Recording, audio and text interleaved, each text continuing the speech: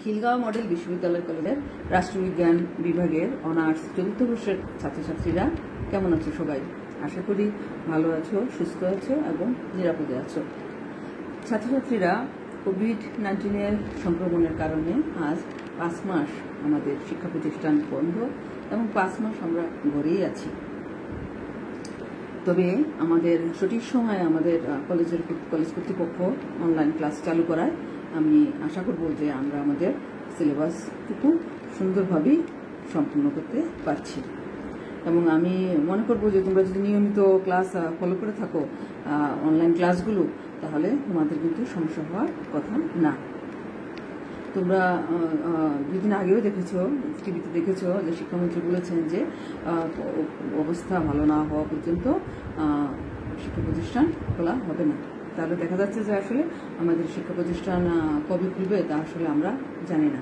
তারপরে দেখা যাবে যে শিক্ষা প্রতিষ্ঠান খুললে উচ্চ মাধ্যমিক পরীক্ষা অনুষ্ঠিত হবে, তারপরে তোমাদের ক্লাস হবে। তারপরে তোমরা ক্লাস কতদিন পাও, দেখা যাবে যে তোমাদের পরীক্ষা ডেট চলে আসবে। ছাত্রছাত্রীরা এই কথাগুলো বারে বারে বলার অর্থ হচ্ছে যে তোমরা যেন তোমাদের সময়টুকু কাজে লাগাও। তাহলে ছাত্রছাত্রীরা আসো আমরা আমাদের বিষয়ভিত্তিক আলোচনায় আসি। আমি তোমাদের যে বিষয়টা পড়াই, বাংলাদেশের আইন প্রণয়ন প্রক্রিয়া, এই বিষয়টার যে দুটো টপিকস নিয়ে আজকে আমি আলোচনা করব তা হচ্ছে জাতীয় সংসদের আইনগত কাজ ও জাতীয় সংসদের কর্তৃত্ব। তাহলে প্রথমে আমি জাতীয় সংসদের আইনগত কাজ নিয়ে আলোচনা করি।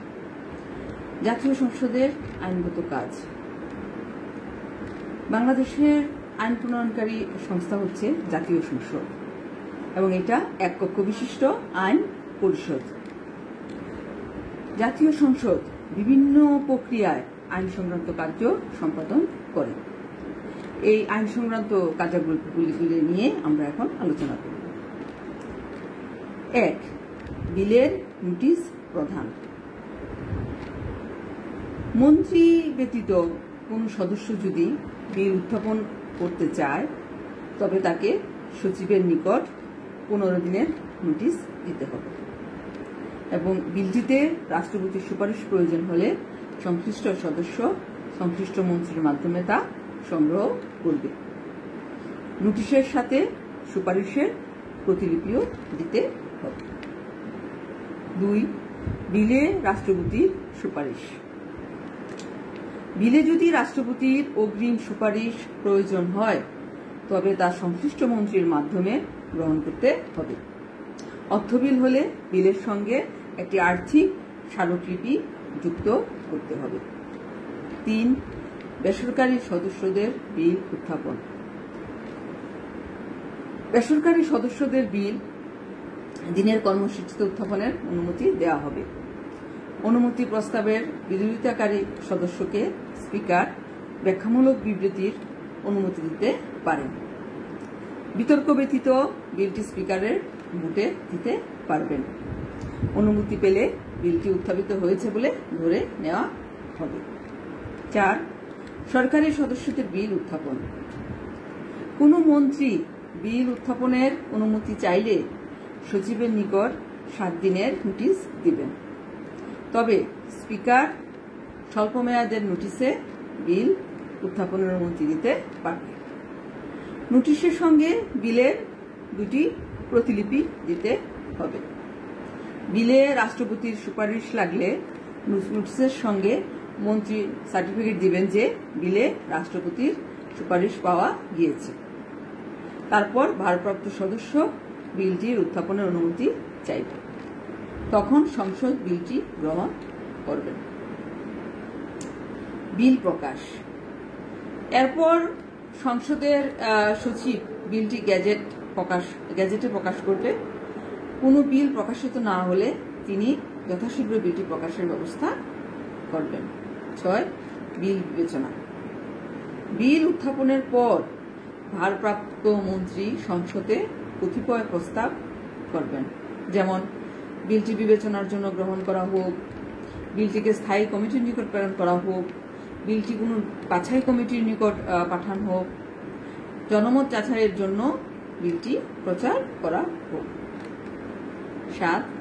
বিলের নীতি আলোচনা। এরপর সংসদে বিলের নীতি আলোচনা করা হবে। এ সময় ভারপ্রাপ্ত সদস্য যদি প্রস্তাব করেন যে বিলটি বিবেচনার জন্য গ্রহণযোগ্য করা হোক, তবে যে কোনো সদস্য বিলের উপর সংশোধনী উত্থাপন করতে পারবে। ভারপ্রাপ্ত সদস্য যদি প্রস্তাব করেন যে বিলটি কোনো বাছাই কমিটিতে পাঠানো হোক, তাহলেও যে কোনো সদস্য সংশোধনী উত্থাপন করতে পারবে। আবার সদস্য যদি প্রস্তাব করেন যে বিলটি কোনো স্থায়ী কমিটিতে প্রেরণ করা হোক, তাহলেও কোনো সদস্য সংশোধনীর প্রস্তাব উত্থাপন করতে পারবে। নির্ধারিত তারিখের মধ্যে বিলটি জানতে যাচাইয়ের জন্য প্রচার করা হবে। বাছাই কমিটির রিপোর্ট। 8 বাছাই কমিটির রিপোর্ট। এরপর বাছাই কমিটি বিলটির উপর রিপোর্ট প্রদান করবে। বাছাই কমিটির রিপোর্টের পর ভারপ্রাপ্ত সদস্য প্রস্তাব করবেন যে বিলটিতে অবিলম্বে গ্রহণ করা হোক। 9 বাছাই কমিটির রিপোর্টের উপর বিতর্ক। এরপর সংসদে বাছাই কমিটির রিপোর্টের উপর বিতর্ক অনুষ্ঠিত হবে। 10 সংশোধনী প্রস্তাব উত্থাপন। বাছাই কমিটির বিতর্কের পর বিলটির উপর সংশোধনী অনুষ্ঠিত হবে। বিল পাশ করা। সংসদে বিলটিকে বিবেচনার জন্য গ্রহণ করা হোক এই মর্মে প্রস্তাব গ্রহণ করা হলে এবং বিলের উপর কোনো সংশোধনী না থাকলে ভারপ্রাপ্ত সদস্য সংসদে বিলটিকে গ্রহণ করার প্রস্তাব করবেন। বিলের উপর সংশোধনী থাকলে কোনো সদস্য এর বিরুদ্ধে আপত্তি করতে পারবে।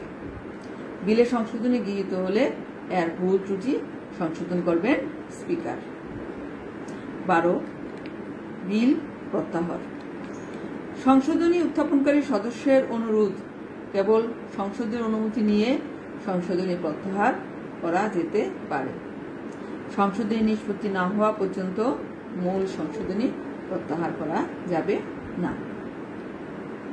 13 ভোটদান। সংবিধানের কোরাম সম্পর্কিত 75 অনুচ্ছেদের 2 দফা সাপেক্ষে বিলের কোনো দফা বা তফসিল উপস্থিত বা ভোটদানকারী সদস্যের সংখ্যাগরিষ্ঠ ভোটে গৃহীত হলে তা বিলের অংশে পরিণত হবে। 14 বিল প্রামাণীকরণ। কোনো বিল সংসদে গৃহীত হলে স্পিকার বিলের 3টি প্রতিলিপিতে স্বাক্ষর করে তা প্রমাণীকৃত করবেন এবং তা রাষ্ট্রপতির সম্মতির জন্য পাঠাবেন। রাষ্ট্রপতি ঢাকায় না থাকলে সচিব প্রমাণীকৃত করবেন। 15 বিলে রাষ্ট্রপতির সম্মতি। বিল পাশের পর রাষ্ট্রপতি 15 দিনের মধ্যে বিলে সম্মতি দিবেন বা সংশোধনী সহ তা পুনর্বিবেচনার জন্য সংসদে ফেরত পাঠাবেন। রাষ্ট্রপতি বিলে সম্মতি দিলে বিলটি আইনে পরিণত হবে। 16 বিলের প্রকাশনা। বিলের সম্মতি দিলে সচিব অবিলম্বে বিলটিকে আইনরূপে গেজেটে প্রকাশ করবেন। গেজেট প্রকাশিত হলে বিলটি আইনে পরিণত হবে। রাষ্ট্রপতি কর্তৃক ফেরত পাঠানো বিল। রাষ্ট্রপতি কর্তৃক ফেরত পাঠানো বিল সংসদের টেবিলে উপস্থিত হবে। সংসদ 2/3 ভোটে এটা পাশ করলে রাষ্ট্রপতি 7 দিনের মধ্যে এটা স্বাক্ষর করবেন, নতুবা তার সম্মতি ব্যতীতই এটা আইনে পরিণত হবে। সংসদে পুনরায় গৃহীত বিলের প্রামাণীকরণ। সংশোধনী ব্যতীত বা সংশোধনী সহকারে কোনো বিল সংসদে গৃহীত হলে তার 3টি প্রতিলিপিতে স্পিকার স্বাক্ষর করবেন। স্পিকার ঢাকায় উপস্থিত না থাকলে তার পক্ষে সচিব বিলটিকে প্রমাণীকৃত করবেন। তাহলে দেখা যাচ্ছে যে এতক্ষণ যে আমরা আলোচনা করলাম এই এতগুলো কার্যক্রমের মাধ্যমে জাতীয় সংসদ আইন সংক্রান্ত কার্য সম্পাদন করে। অনেকগুলো প্রক্রিয়া এখানে দেখা যাচ্ছে যে অনেকগুলো প্রক্রিয়া। এখন আমরা আলোচনা করব জাতীয় সংসদের কর্তৃত্ব।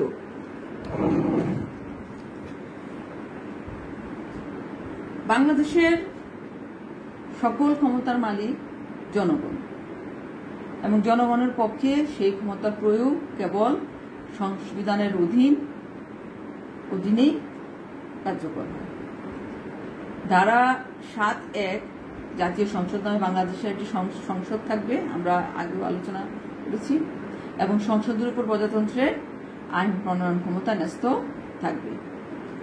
তবে একটা শর্ত থাকে যে সংসদের আইন দ্বারা যে কোনো ব্যক্তি বা কর্তৃপক্ষকে আদেশ, বিধি, উপ আইন বা আইনগত কার্যকারিতা সম্পূর্ণ অন্যান্য চুক্তিপত্র প্রণয়নের ক্ষমতা হতে এই দফার কোনো কিছুই সংসদকে নিবৃত্ত করবে না। এই দফা সংসদকে ব্যাপক ক্ষমতা ও কর্তৃত্ব দিয়েছে। সংসদের প্রণীত আইনকে কেউ চ্যালেঞ্জ করতে পারে না। সংবিধান প্রত্যক্ষ ও পরোক্ষভাবে সংসদের কর্তৃত্ব ও সার্বভৌমত্ব প্রতিষ্ঠা করেছে। জাতীয় সংসদের কর্তৃত্ব নিয়ে আমরা এখন আলোচনা করব। জাতীয় সংসদ দেশের যে কোনো আইন প্রণয়ন করতে পারে। জাতীয় সংসদ, আমরা জানি জাতীয় সংসদ দেশের একমাত্র আইন পরিষদ। এই জন্য জাতীয় সংসদ দেশের জন্য যে কোনো আইন প্রণয়ন করতে পারে। জাতীয় পরিষদের এই ক্ষমতা কেউ চ্যালেঞ্জ করতে পারে না। এক্ষেত্রে জাতীয় সংসদ সর্বে সর্বা। পার্লামেন্ট সংবিধানের যে কোনো ধারা পরিবর্তন করতে পারে এবং যে কোনো ধারা সংযোজন করতে পারে। অর্থাৎ জাতীয় সংসদ সংবিধানের যে কোনো ধারা পরিবর্তন করতে পারে এবং সংবিধানের নতুন কোনো ধারা সংযোজন করতে পারে। এ ব্যাপারে কেউ প্রশ্ন করতে পারে না, কারণ সংবিধান এ ব্যাপারে সংসদকে সর্বোচ্চ ক্ষমতা দিয়েছে। কোনো আদালতও এ ব্যাপারে কোনো প্রশ্ন তুলতে পারে না, কারণ সংসদ একটি সার্বভৌম আইন প্রণয়নকারী সংস্থা। পার্লামেন্ট সংবিধানের পুরাতন আইন সংশোধনও করতে পারে। জাতীয় সংসদ দেশের পুরাতন আইন সংশোধনের ক্ষমতা আছে। এর স্থলে জাতীয় সংসদ সংবিধানের নতুন আইনও অন্তর্ভুক্ত করতে পারে। এতে বাধা দেওয়ার কোনো এখতিয়ার দেশের অন্য কোনো কর্তৃপক্ষের নেই। পার্লামেন্ট দেশের রাষ্ট্রপতি নির্বাচন করে। বাংলাদেশের রাষ্ট্রপতি পরোক্ষভাবে নির্বাচিত হন। তাকে নির্বাচন করে কে? জাতীয় সংসদ। জাতীয় সংসদ কি হিসাবে কাজ করে? ইলেকটোরাল কলেজ হিসাবে কাজ করে। ফলে জনগণ তাকে নির্বাচিত করে না, তিনি পরোক্ষভাবে জাতীয় সংসদ কর্তৃক নির্বাচিত হন। সংসদীয় ব্যবস্থায় ও এই প্র্যাকটিস প্রচলিত, ভারতেও এই ব্যবস্থা প্রচলিত। সংসদীয় ব্যবস্থা গ্রহণ করার ফলে বাংলাদেশেও এই ব্যবস্থা প্রচলিত। সংসদ রাষ্ট্রপতিকে অভিশংসনের মাধ্যমে অপসারণ করতে পারে। জাতীয় সংসদ রাষ্ট্রপতিকে যেমন নির্বাচিত করে তেমনি তাকে অপসারণও করতে পারে। কোনো সংসদ সদস্য রাষ্ট্রপতি নির্বাচিত হলে তার আসন শূন্য হবে। সংবিধান লঙ্ঘন ও গুরুতর আচরণের জন্য এবং শারীরিক ও মানসিক অসামর্থ্যের কারণে রাষ্ট্রপতিকে অপসারণ করা যাবে। তবে অপসারণের প্রস্তাবের পক্ষে 2/3 ভোট পড়লে তার পদশূন্য হবে। তাই রাষ্ট্রপতিকে অপসারণের কর্তৃত্ব জাতীয় সংসদের আছে। পার্লামেন্ট সরকার গঠন করে। জাতীয় সংসদ সংখ্যাগরিষ্ঠ দলকে নিয়ে সরকার গঠন করে। সংসদে সংখ্যাগরিষ্ঠ দলকে বাদ দিয়ে সরকার গঠন করা যায় না। সরকার গঠনের দায়িত্ব জাতীয় সংসদের। আবার সরকার মন্ত্রিসভা তার কাজের জন্য ব্যক্তিগতভাবে এবং যৌথভাবে জাতীয় সংসদের নিকট দায়ী থাকে। তাছাড়া সরকার জাতীয় সংসদের নিকট দায়বদ্ধ বা দায়িত্বশীল থাকে। পার্লামেন্ট যে কোনো সময় অনাস্থা প্রস্তাবের মাধ্যমে সরকারকে অপসারণ করতে পারে। অর্থাৎ পার্লামেন্টের আরেকটি কর্তৃত্ব হল সরকার অপসারণের ক্ষমতা। সরকার সংসদে বাজেট পাশে ব্যর্থ হলে বা আইন পাশে ব্যর্থ হলে তাকে পদত্যাগ করতে হয়। এটা সরকারের বিরুদ্ধে অনাস্থা। তাছাড়া সংসদে সরকারের বিরুদ্ধে অনাস্থা প্রস্তাব পাশ হলে সরকারকে পদত্যাগ করতে হয়।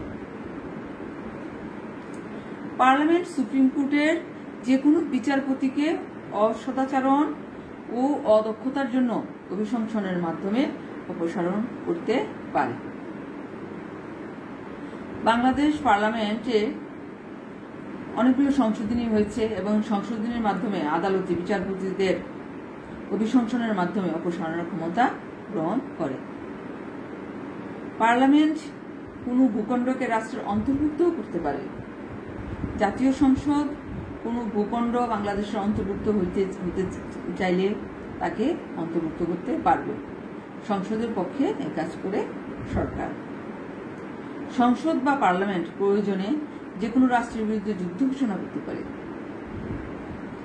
জাতীয় সংসদ বাংলাদেশের কোনো অংশে বা পুরো দেশ কোনো বহিঃশত্রুর দ্বারা আক্রান্ত হলে তার বিরুদ্ধে যুদ্ধ ঘোষণা করতে পারবে।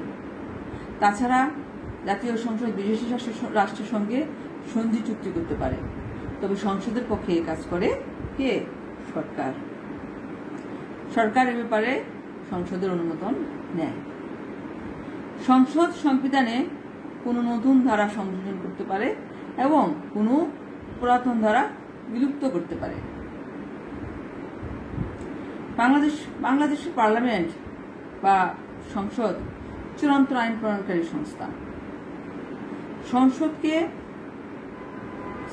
সংসদের আইনকে কোনো কর্তৃপক্ষ চ্যালেঞ্জ করতে পারে না, কারণ বাংলাদেশের উচ্চ আদালতের কোনো বিচার বিভাগীয় পর্যালোচনা ক্ষমতা নেই।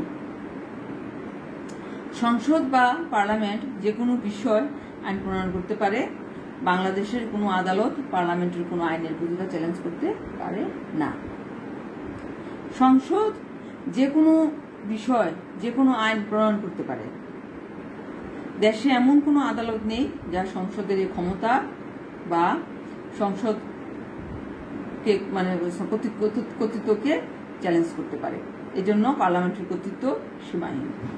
এদেশে পার্লামেন্টের কোনো বিকল্প নেই। পার্লামেন্ট তার কার্যকাল বাড়াতে বা কমাতে পারে। সংসদ তার কার্যকাল বাড়াতে বা কমাতে পারে। এ ব্যাপারে কোনো বাধা নেই। এটা পার্লামেন্টের নিজস্ব ব্যাপার। অনেক বিদেশি পার্লামেন্টও এরূপ কাজ করে। পার্লামেন্টে যে কোনো বিষয় অব্যাহতি আইন পাশ করতে পারে। পার্লামেন্ট বা সংসদ যে কোনো যেমন বাংলাদেশের যে পঞ্চম সংশোধনীর মাধ্যমে ইনডেমনিটি আইন পাশ করে কি করা হলো, যে জাতির পিতা বঙ্গবন্ধু শেখ মুজিবুর রহমানের যে খুনিদের কি করা হলো, অব্যাহতি দিল।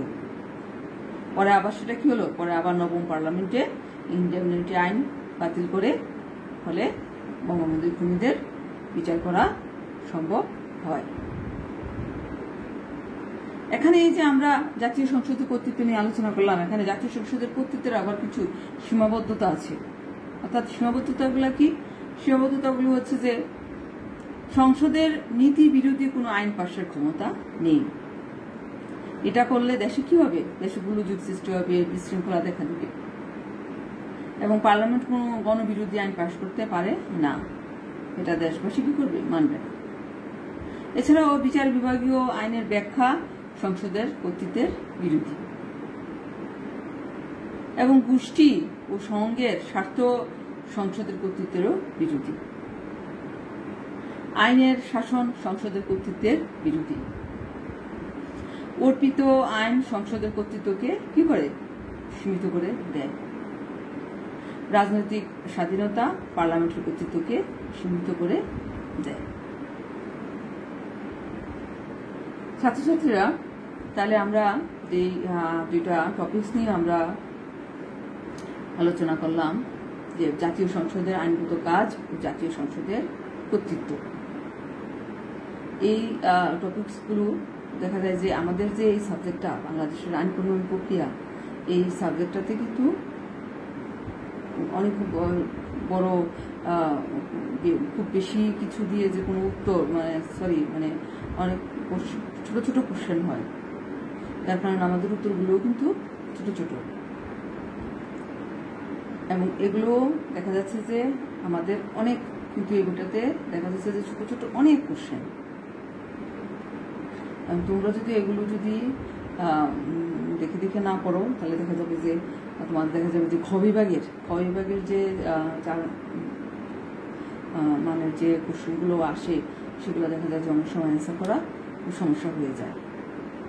এই জন্য আমি শুরু থেকেই কিন্তু বলছি যে আমি কিন্তু প্রত্যেকটা ক্লাসের সাথে সাথে তোমাদের ছোটো ছোটো কোশ্চেনগুলো তোমাদের আমি বলে দিচ্ছি যে আমাদের এই সাবজেক্টের এই ছোটো ছোটো কোশ্চেনগুলো কীভাবে আসে।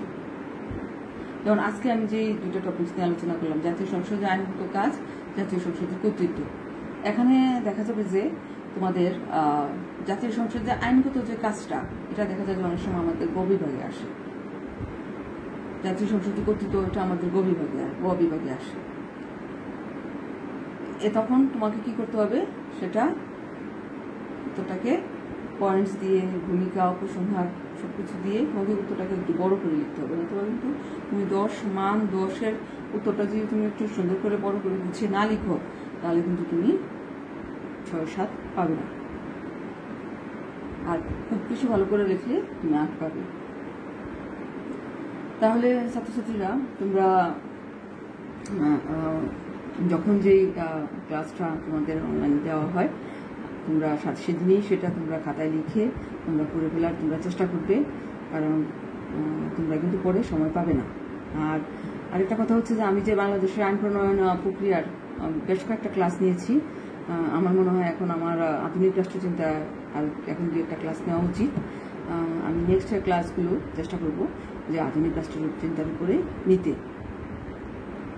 তাহলে ছাত্রছাত্রীরা সবাই ভালো থেকো, সবাইকে ধন্যবাদ। আর সবাই স্বাস্থ্যবিধি মেনে চলবে, তাহলেই করোনা ভাইরাস থেকে সবাই বাঁচতে পারবে। ধন্যবাদ সবাইকে।